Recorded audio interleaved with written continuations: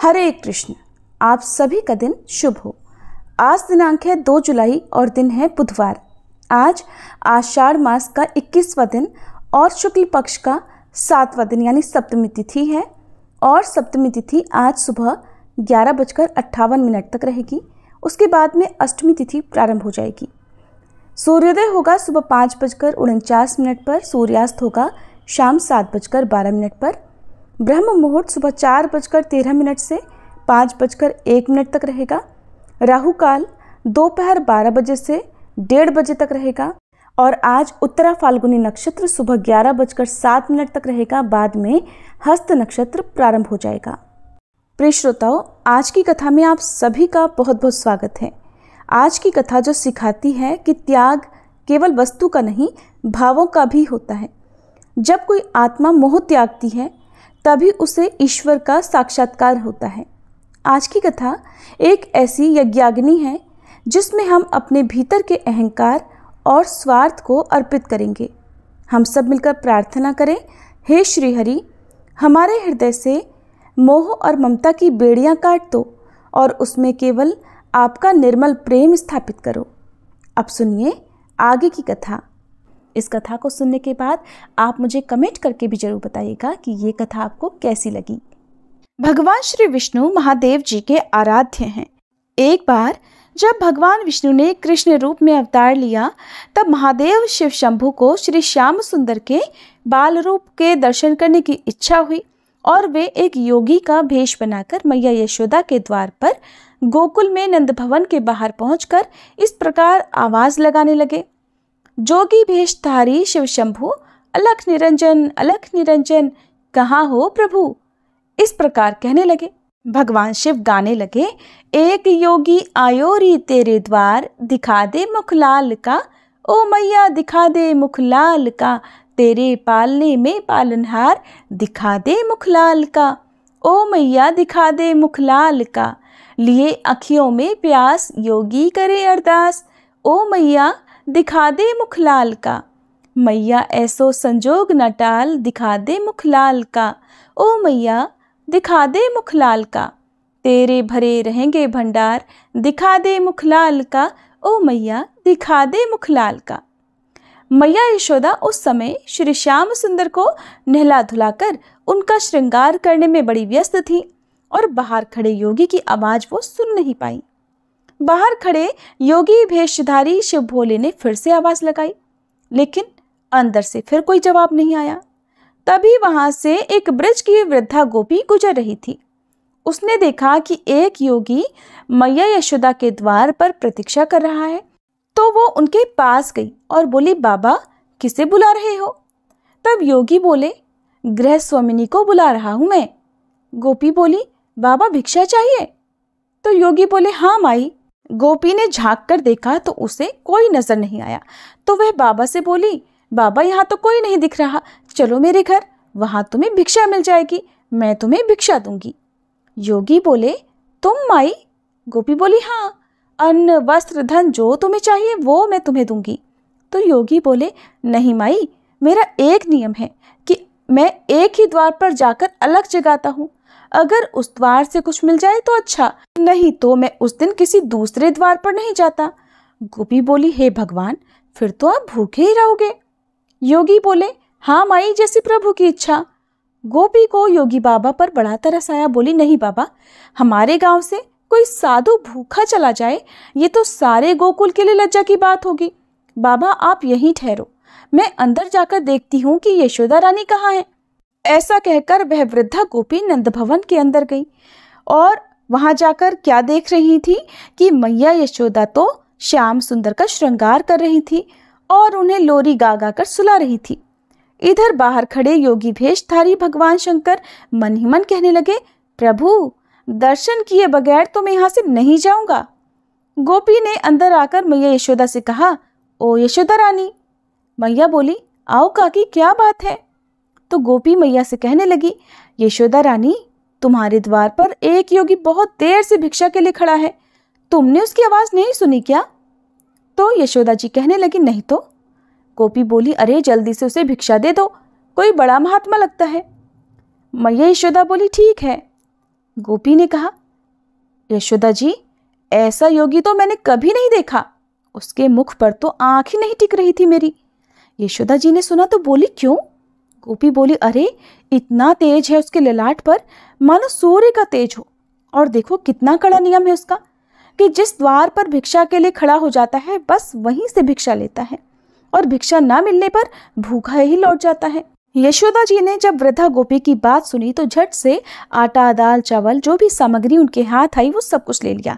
फिर वृद्धा गोपी से बोली, काकी, आटा, चावल, दाल, गुड़, घी ये सब कुछ ले लिया है, 2-4 दिन के लिए पर्याप्त होगा, चलो अब चलते हैं। तो गोपी बोली, अरे दक्षिणा के लिए कुछ धन भी तो ले लो, बड़े दिव्य मूर्ति है, उसे प्रसन्न कर लो, बड़ा आशीर्वाद पाओगी। मैया यशोदा कहने लगी, ओह काकी, मैं तो दक्षिणा भूल ही गई, अभी लेकर आती हूँ। फिर यशोदा मैया संदूक से धन और एक मोती की माला निकालते हुए कहने लगी, काकी, बड़ी दिव्य आत्मा है ना, तो ये लो, बहुमूल्य मोती की माला ही उन्हें दे देती हूँ। इधर बाहर शिव शंभू खड़े मन ही मन श्याम सुंदर से इस प्रकार बातें कर रहे थे, प्रभु कितनी देर से खड़ा हूँ, दर्शन देने में इतना संकोच किस बात का। श्याम सुंदर अपने प्रभु के मन की बात सुन रहे थे। श्याम सुंदर ने भी मन ही मन उनकी बातों का जवाब दिया, धन्य भाग जो आप स्वयं अपने सेवक के घर पधारे, सेवक का प्रणाम स्वीकार करिए प्रभु। योगी भेषधारी शिव शंभू अब कहने लगे प्रभु से कि कौन सेवक है और कौन प्रभु, इसके निर्णय का ये सेवक नहीं है, आप तो बस हमें अपना परम भक्त जानकर अपने बाल रूप के दर्शन करा दीजिए बस। श्याम सुंदर फिर से भोलेनाथ से कहने लगे, बाल रूप तो इस समय मैया यशोदा के पास गिर भी रखा है, उन्हीं से मांगना पड़ेगा। आहा, लीजिए मैया आ गई। मैया यशोदा श्याम सुंदर को पालने में सुलाकर और दक्षिणा की थाल लेकर उन वृद्धा गोपी के साथ नंद भवन के बाहर गई, जहां योगी भेष में शिव शंभू प्रतीक्षा कर रहे थे। मैया यशोदा उन योगी को प्रणाम करते हुए कहने लगी, विलंब के लिए क्षमा कीजिएगा बाबा, मैं अपने लल्ला के श्रृंगार में व्यस्त थी। तब योगी भेषधारी शिव शंभू बोले, धन्य हो तुम मैया, जिसने ऐसे दिव्य बालक की सेवा का सौभाग्य प्राप्त किया। माता, मुझे भी उस परम दिव्य शिशु के दर्शन तो करवा दो। यशोदा जी बोली, क्षमा कीजिएगा बाबा, अभी अभी नहलाया है उसे, इस समय मैं उसे बाहर नहीं ला सकती, ठंडी हवा लग जाएगी ना। तो योगी भेषधारी शिव शंभू बोले, मैया, हवाओं का चलना न चलना जिसके संकल्प मात्र पर निर्भर है, उसके लिए व्यर्थ की शंका मत करो, उसे बस एक बार मेरे पास लेकर आ जाओ, उसके दर्शनों की इच्छा से ही तो मैं तेरे द्वार पर आया हूँ। जब यशोदा जी ने देखा कि ये योगी तो हठ पर उतर आए हैं, तो कहने लगी, नहीं योगी बाबा, मैं उसे बाहर नहीं ला सकती, इसलिए अब ये भिक्षा ग्रहण कीजिए और मुझे क्षमा कीजिए। योगी भेषधारी शिव शंभू भिक्षा की उस थाल को देखकर इस प्रकार मैया यशोदा से बोले, मैया, ये मोती माणक धन तो मेरे लिए पत्थर के टुकड़े हैं, भला मेरे किस काम के, मुझे इनका कोई लालच नहीं, चाहो तो ऐसे हीरे मोती माणक मुझसे ले लो, किंतु मुझे तेरे लल्ला के दर्शन जरूर करवा दो, मेरे लिए तो बस वही भिक्षा होगी। तब योगी भगवान शंकर ने अपने कमंडल से हीरे मोती निकालकर मैया यशोदा जी के भिक्षा की थाली में ही रख दिए। अब तो उसे देखकर यशोदा जी आश्चर्यचकित और चिंतित होकर उस वृद्धा गोपी से बोली, काकी, ये कोई असली साधु नहीं लगते, कोई मायावी है। वृद्धा गोपी मौन खड़ी यशोदा मैया का करुण चेहरा देखती रही। यशोदा मैया के मन में एक डर समा चुका था, क्योंकि इससे पहले भी बहुत सारे मायावी इसी तरह उनके लल्ला के प्राण हरने आ चुके थे। तब मैया यशोदा अपनी आंखों में आंसू भरकर योगी भेषधारी शिव शंभू से बोली, देखो योगी बाबा, आप जैसे कई मायावी इससे पहले भी आ चुके हैं, सभी इस तरह की चिकनी चुपड़ी बातें करते हैं कि तेरा लाल तो बड़ा दिव्य बालक है, उसका दर्शन करा दे, उसे मेरी गोद में दे दे, और फिर सब के सब उसका अनिष्ट करने की चेष्टा करते हैं। मेरे लाल ने आप लोगों का क्या बिगाड़ा है जो आप लोग उसके शत्रु बन गए हैं। इस प्रकार क्रोध में भरकर बहुत ही कड़े शब्दों में मैया यशोदा ने उन योगी बाबा से कहा, भिक्षा चाहिए तो लीजिए, नहीं तो अपनी जगह पधारिए, मैं अपने लल्ला को बाहर नहीं लाऊंगी। अब तो शिव शंभू बड़े असमंजस में पड़ गए, दुविधा में पड़ गए, सोचने लगे कि लल्ला के दर्शन करने के लिए मैं इतनी देर से प्रतीक्षा कर रहा हूँ और यहाँ पर पधारा हूँ, और कान्हा जी हैं कि मुझे अपने दर्शन ही नहीं दे रहे। तब योगी भेषधारी बोले, ओ मैया, इतनी कठोर मत बनो, मैं बहुत दूर कैलाश पर्वत से आया हूँ। मैया यशोदा को तो बस कुछ भी नहीं समझ में आ रहा था। वो कठोर शब्दों में पहले की तरह बोली, कैलाश में थे तो वही भगवान शिव के साक्षात दर्शन कर लिए होते, यहाँ भला क्या काम है। तब योगी बाबा बोले, भोली मैया, भगवान के साक्षात दर्शन करना तो कोई कठिन काम नहीं है, किंतु उनके बाल रूप के दर्शन करना अत्यंत दुर्लभ है। उसी की इच्छा में मैं तेरे द्वार पर आया हूँ। कई युगों के पश्चात ही दर्शन मिलते हैं। मैया यशोदा अपनी जिद पर अड़ गई, कहने लगी, नहीं नहीं योगी बाबा, मुझे क्षमा करो, मैं अपने लल्ला को बाहर बिल्कुल नहीं लाऊंगी। मेरे पति की आज्ञा है कि किसी भी अनजान व्यक्ति के सामने अपने लल्ला को बिल्कुल मत लाना। मैया यशोदा को इस प्रकार अपने फैसले पर अडिग देखकर भगवान श्याम सुंदर ने अब श्री योग माया को पूरनमासी भुआ, जो कि स्वयं भगवती योग माया है, भगवान के जन्म के पूर्व से ही जो गोकुल में आ गई थी, उस रूप में उस जगह पर भेजा जहां पर योगी महाराज और उनकी मैया यशोदा के बीच में ये वाद विवाद चल रहा था। पूरनभासी भुआ बोली, यशोदा जी, ये अनजान व्यक्ति नहीं है, मैं तो इन्हें बहुत अच्छी तरह से जानती हूँ। मैंने कहा था ना कि गोकुल में आने से पहले मैं काशी में रहती थी, वहीं इनके दर्शन किए थे। ये सचमुच परम दिव्य शक्ति है, शक्तिपति हैं ये, शक्तिपति। ऐसा कहते हुए पूरनमासी भुआ आंखों में आंसू की धार लिए भगवान शिव के चरणों में अपना शीश रखकर उन्हें प्रणाम करने लगी। फिर उठकर यशोदा मैया से बोली, यशोदा, इन्हें लल्ला के दर्शन करा दे। अरे इन्हें लल्ला के दर्शन करा देना, इनका आशीर्वाद पाकर तेरा लल्ला भी बड़ा खुश हो जाएगा। मैया यशोदा आश्चर्यचकित सी रहकर पूरनमासी भुआ से बोली, बुआ, क्या तुम सच कह रही हो, तुम इन्हें जानती हो? तो वो बोली, हाँ रे यशोदा रानी, मैं इन्हें बहुत अच्छी तरह से जानती हूँ।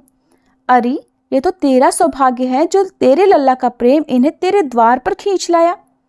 मैया यशोदा अभी तक असमंजस में पड़ी थी, किंतु बुआ, इनकी वेशभूषा तो देखिए ना, लंबी लंबी जटा, बदन में भभूत और गले में सांपों की माला सजाए हैं।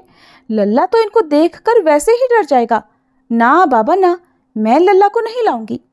बेचारी भोली भाली मैया को क्या पता कि उनके द्वार पर साक्षात भगवान सदाशिव पधारे हैं।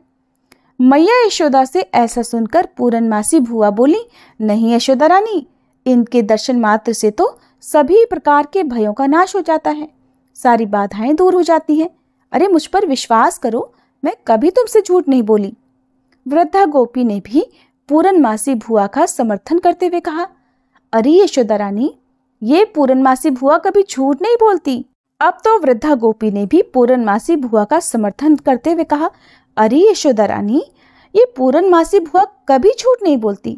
यशोदा रानी, तुम्हें याद है ना, जब वो पहले पहल गोकुल में आई थी, तब इसी ने तुम्हें आशीर्वाद दिया था कि तुम्हें भी लल्ला होगा। उस समय तुम सब लोग तो इसकी आशा ही छोड़ चुके थे।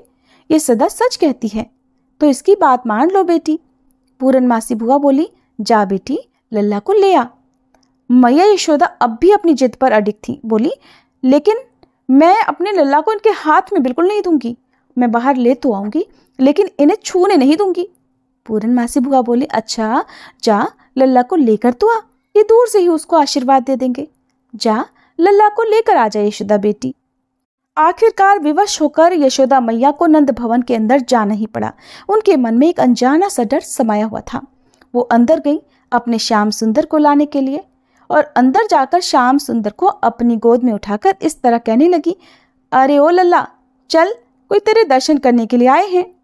मैया यशोदा अपनी गोद में सावधानी से श्याम सुंदर को पकड़कर बाहर ले आई, जिसे देखकर योगी भेषधारी शिव शंभु प्रेम से गदगद होकर श्याम सुंदर के बाल स्वरूप को टकटकी लगाई निहारने लगे। इस तरह मानो पूर्णिमा की रात को चकोर चांद को टकटकी लगाए निहारता रहता है। इस तरह अपलक निहारते हुए यशोदा मैया बोली, लो योगी बाबा, लल्ला को देख लो और आशीर्वाद दे दो। अब भगवान शिव शंभु अपने प्रिय श्याम सुंदर के इस बाल स्वरूप को देखकर उन्हें नमस्कार करने लगे, और श्याम सुंदर भी चेहरे पर मधुर मधुर मुस्कान लिए उन्हें देखते रहे। फिर शिव शंभु मैया यशोदा से इस प्रकार कहने लगे, मैया, आज्ञा हो तो इनके चरणों में अपना मस्तक रख लूं। मैया यशोदा ने सुना तो झट बोल पड़ी, नहीं नहीं, मैं अपने लल्ला को बिल्कुल नहीं छूने दूंगी। फिर तो पूरनमासी भुआ योगी वेशधारी शिव शंभू से बोली, पहले अपनी चरण रस तो दीजिए। ऐसा कहकर पूरनमासी भुआ शिव शंभू की चरण रज लेकर लल्ला श्याम सुंदर के ललाट पर लगा देती हैं। शिव शंभू की चरण रज श्याम सुंदर के ललाट में पड़ते ही श्याम सुंदर मन ही मन में भगवान शिव से कहते हैं, धन्यवाद प्रभु। अंतर्यामी भगवान शिव श्याम सुंदर के मन की बात को सुनकर इस प्रकार कहने लगे, ये कहाँ का न्याय है स्वामी कि हम इतनी दूर से आकर भी आपके इस बाल रूप का आलिंगन तक नहीं कर सके। जिन श्री चरणों से निकली पवित्र गंगा को हम अपने शीश पर धारण करते हैं, उन श्री चरणों को एक बार तो छू लेने दीजिए ना प्रभु। और फिर भगवान शिव शंभू अपने ही शरीर के एक अदृश्य प्रतिबिंब से श्री श्याम सुंदर के चरणों का स्पर्श करते हैं और उनकी स्तुति पुरुष सूक्त से करते हैं, जो कि भगवान श्री श्याम सुंदर को अत्यंत प्रिय है। उसके बाद योगी भेषधारी शिव शंभू मैया यशोदा से झूम झूम कर नाच नाच कर कहने लगे, युग युग जिए तेरे लल्ला, ओ मैया युग युग जिए। मेरे नैना भये रे निहाल, निरख मुख लाल का, प्यासी अखियां हुई रे निहाल, निरख मुख लाल का। अब तो यशोदा मैया कहने लगी, योगी बाबा लल्ला के दर्शन तो आपने कर लिए, अब अपनी भिक्षा तो लेते जाइए। महादेव झूमते हुए कहने लगे, रख ले हीरे मोती तेरे, ये पत्थर किस काम के मेरे। योगी हो गया माला माल, निरख मुख लाल का, मैं तो हो गया माला माल, निरख मुख लाल का। ऐसा कहते कहते ही योगी भेषधारी शिव शंभू वहां से अंतर्ध्यान हो गए और इस अद्भुत अनुपम दृश्य को देखकर स्वर्गलोक से समस्त देवी देवता प्रसन्न होकर पुष्प की वर्षा करने लगे। ये थी आज की कथा। अब सुनिए आषाढ़ मास महात्म्य की कथा। इससे पहले के अध्याय में आपने जाना था कि किस प्रकार श्री ब्रह्मा जी ने देवर्षि नारद को गंगा जी के 7 धाराओं में बटने का और समुद्र में मिलने का महात्म्य सुनाया था। अगर आपने इससे पहले का अध्याय नहीं सुना है तो जरूर सुनिएगा, जिसमें आपको गंगा जी के बारे में बहुत सारी विचित्र कथाएं और जानकारी मिलेंगी। आज देवर्षि नारद के पूछने पर भगवान श्री ब्रह्मा जी ने उन्हें जो कुछ भी बताया उसका वर्णन आप सुनने वाले हैं। देवर्षि नारद ने भगवान श्री ब्रह्मा जी से पूछा था कि भगवान, आप धर्म अर्थ काम तथा मोक्ष के ज्ञाता और उपदेशक हैं।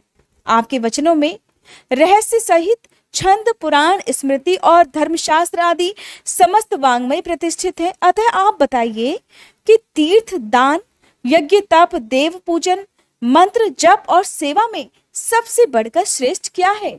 भगवान, आप जैसा कहेंगे वैसा ही होगा, इसके विपरीत कोई बात नहीं हो सकती। अतः हे पिताजी, आप मेरे इस संशय का निवारण कीजिए। देवर्षि की बात सुनकर ब्रह्मा जी इस प्रकार बोले कि नारद सुनो, मैं रहस्यमय उत्तम धर्म का वर्णन करता हूं, ध्यान पूर्वक सुनो। 4 प्रकार के तीर्थ हैं, 4 ही युग हैं, 3 गुण, 3 पुरुष और 3 ही सनातन देवता हैं। स्मृतियों सहित वेद 4 बताए गए हैं, पुरुषार्थ भी 4 ही हैं और वाणी के भी 4 ही भेद हैं। ये सब समान है। धर्म सर्वत्र एक ही है क्योंकि वह सनातन है। साध्य और साधन के भेद से उसके अनेक रूप माने गए हैं। धर्म के 2 आश्रय हैं, देश और काल। काल के आश्रित जो धर्म है वे सदा घटता बढ़ता रहता है। युगों के अनुसार उसमें एक एक चरण की न्यूनता होती जाती है। कालाश्रित धर्म भी देश में सदा प्रतिष्ठित रहता है। युगों का क्षय होने पर भी देशाश्रित धर्म की कभी हानि नहीं होती। नारद, जो धर्म दोनों आश्रयों से हीन है उसका अभाव हो जाता है। अतः देश के आश्रित रहने वाला धर्म अपने चारों चरणों के साथ प्रतिष्ठित होता है। देशाश्रित धर्म भिन्न भिन्न क्षेत्रों में देशों में तीर्थ रूप से स्थित रहता है। सतयुग में धर्म देश और काल दोनों के ही आश्रित होता है। त्रेता में उसके 1 चरण की, द्वापर में 2 चरणों की और कलयुग में उसके 3 चरणों की हानि होती है। द्वापर और कली में क्रमशः आधे और चौथाई रूप में शेष रहकर धर्म चालू रहता है। कली में उसकी संकटमयी स्थिति होती है। जो इस प्रकार धर्म को जानता है उसके धर्म की हानि नहीं होती। जो भी घर से तीर्थ यात्रा के लिए निकलना चाहता है उसके सामने अनेक प्रकार के विघ्न आते हैं, अनेक बाधाएं आती हैं, परंतु जो इन विघ्नों के मस्तक पर, इन बाधाओं के मस्तक पर पैर रखकर गंगा जी के पास नहीं पहुंचता, उसने अपने जीवन में क्या फल पाया? नारद, गौतमी के प्रभाव का कौन वर्णन कर सकता है? साक्षात सदाशिव भी उसके वर्णन में असमर्थ हैं। मैंने संक्षेप से इतिहास सहित गंगा के महात्म्य का प्रतिपादन किया है। चराचर जगत में धर्म, अर्थ, काम, मोक्ष जो भी साधन है वह सब इस विस्तृत इतिहास में उपस्थित है। इसमें वेदोक्त श्रुतियों का संपूर्ण रहस्य बताया है। जगत के कल्याण के लिए जो उत्तम साधन, जो उत्तम नाम वाला प्राचीन तीर्थ देखा गया है उसी का वर्णन किया गया है। जो इस महात्म्य का एक श्लोक अथवा एक पद भी भक्ति पूर्वक पढ़ता है और सुनता है अथवा दूसरों को सुनाता है या गंगा गंगा इस प्रकार उच्चारण करता है, वह पुण्य का भागी बन जाता है। गंगा का यह उत्तम महात्म्य कली के कलंक का विनाश करने वाला, सभी प्रकार की सिद्धि और मंगल देने वाला है। संसार में ये समादर के योग्य है। इसके पढ़ने और सुनने से मनोवांछित फल की प्राप्ति होती है। नारद, जो 100 योजन दूर से भी गंगे गंगे का उच्चारण करता है वह सब पापों से मुक्त हो जाता है और फिर भगवान विष्णु के धाम में जाता है। तीनों लोकों में 3.5 करोड़ तीर्थ हैं देवर्षि, 3.5 करोड़ तीर्थ हैं और वे सभी बृहस्पति के सिंह राशि में स्थित होने पर गौतमी गंगा में स्नान करने के लिए आते हैं। बेटा, ये गौतमी मेरी आज्ञा से सदा सभी मनुष्यों को स्नान करने पर मोक्ष प्रदान करेंगी। यही कारण है कि हमारे हिंदू धर्म में, हमारे सनातन धर्म में पवित्र नदियों में स्नान करने के लिए कहा जाता है और ब्रह्म मुहूर्त में किए गए स्नान से तो सभी प्रकार के पापों का नाश हो जाता है। 1000 अश्वमेध और 100 वाजपेयी यज्ञ करने पर जो फल मिलता है और वह तो इस महात्म्य के श्रवण मात्र से ही प्राप्त हो जाता है। नारद, जिसके घर में ये मेरा कहा हुआ पुराण मौजूद है उसे कलिकाल का कोई भय नहीं रहता। ये उत्तम पुराण जिस किसी मनुष्य के सामने कहने योग्य नहीं है, श्रद्धालु, शांत और वैष्णव महात्मा के सामने ही इसका कीर्तन करना चाहिए। ये भोग और मोक्ष देने वाला तथा पापों का नाश करने वाला है। इसके श्रवण मात्र से ही मनुष्य कृतकृत्य हो जाता है। जो अपने हाथ से लिखकर यह पुस्तक ब्राह्मणों को देता है वह सब पापों से मुक्त होकर फिर कभी गर्भ में नहीं आता, अर्थात बार बार जीवन मरण के चक्कर में नहीं बंधता। इस प्रकार जो भी मनुष्य भक्तिभाव से इस महात्म्य को दूसरों के साथ साझा करता है उसे भी अंत में मोक्ष की प्राप्ति होती है। यही कारण है श्रोतागणों कि आपको जब भी मैं ये अध्याय सुनाती हूँ, तीर्थों का महात्म्य सुनाती हूँ, तो कथा शुरू करने से पहले आपसे अनुरोध करती हूँ कि प्लीज आप इन वीडियोस को, इन कथाओं को ज्यादा से ज्यादा लोगों तक शेयर किया करें। हमें ऐसा हर काम करना चाहिए जो हमारे धर्म और संस्कृति का प्रचार प्रसार करे। हमारे सनातन धर्म में भी बहुत से लोग ऐसे होंगे, जरूर ऐसे होंगे जो इन तीर्थों के बारे में कभी नहीं जानते होंगे, जिन्होंने इन तीर्थों का नाम भी नहीं सुना होगा। अब जब आप सभी ने इन तीर्थों का महात्म्य सुन लिया है तो क्यों ना ये पुण्य कार्य आप सभी के हाथों से हो जाए।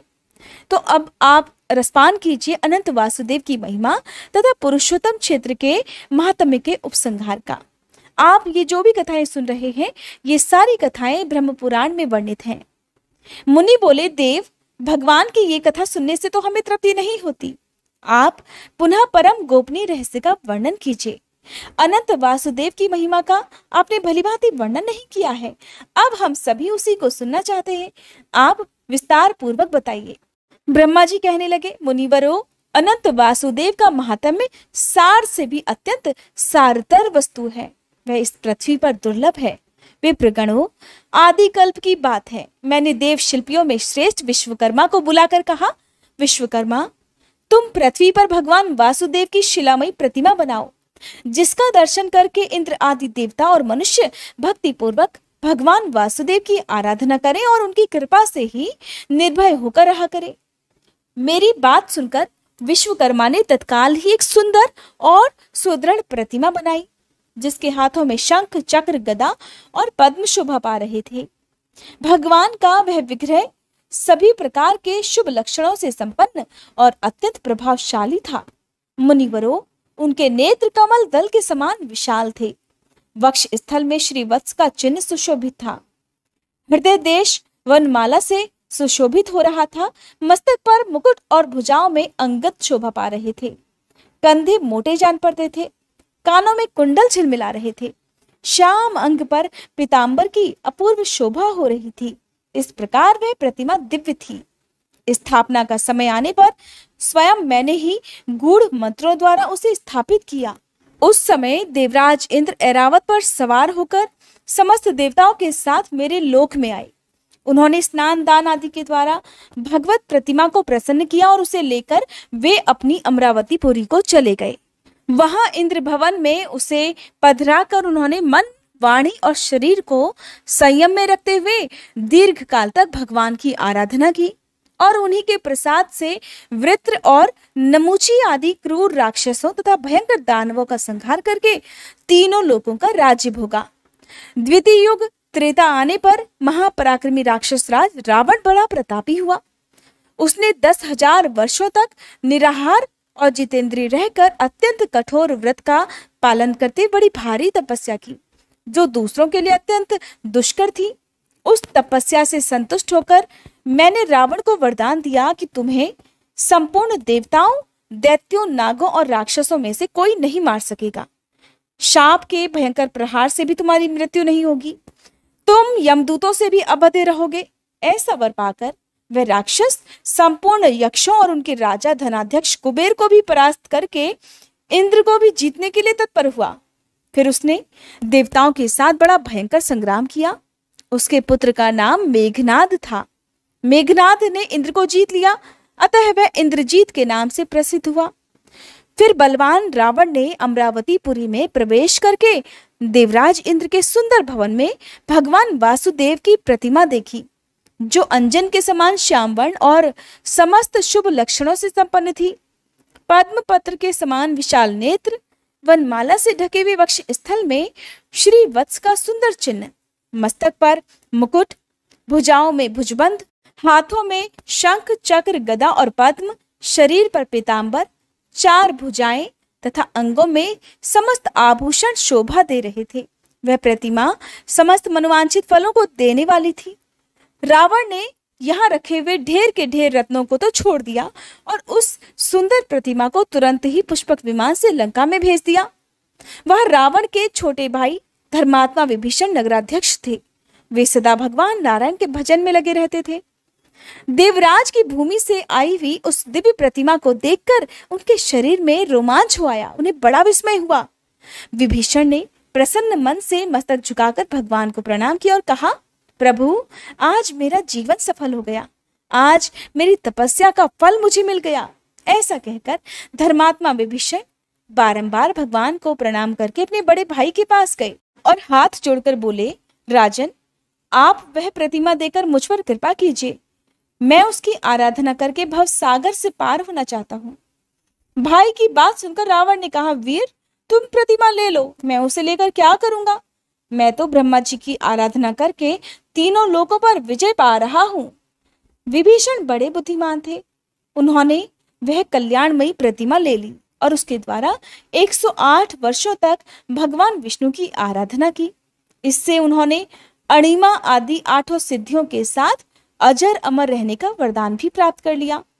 रावण बड़ा पापी और क्रूर राक्षस था।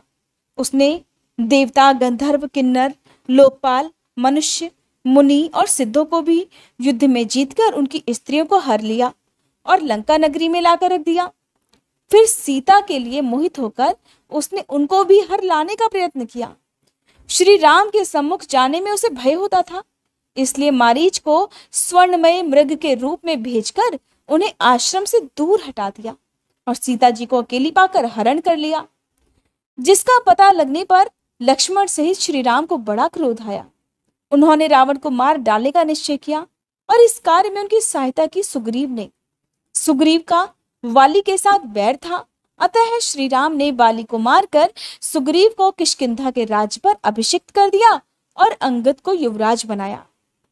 फिर हनुमान नल, नील, जामवान, पनस, गवय, गवाक्ष और पाठीन आदि असंख्य महाबली वानरों के साथ कमल नयन श्री राम ने लंका की यात्रा की। उन्होंने समुद्र में पर्वतों की बड़ी बड़ी चट्टानें डालकर पुल बनाया और विशाल सेना के साथ समुद्र को पार कर लिया।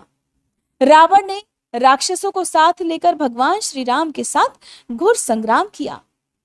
परम पराक्रमी श्री रघुनाथ जी ने महोदर, प्रस्थ, निकुंभ, कुंभ, नरांतक, यमांतक, मलाढ़, माल्यवान, इंद्रजीत, कुंभकर्ण तथा रावण को मारकर विदेह कुमारी सीता को अग्नि परीक्षा द्वारा शुद्ध प्रमाणित किया और विभीषण को राज्य देकर भगवान वासुदेव की प्रतिमा को साथ लेकर वे पुष्पक विमान पर आरूढ़ हुए और अनायास ही पूर्वजों द्वारा पालित अयोध्या नगरी में जा पहुंचे।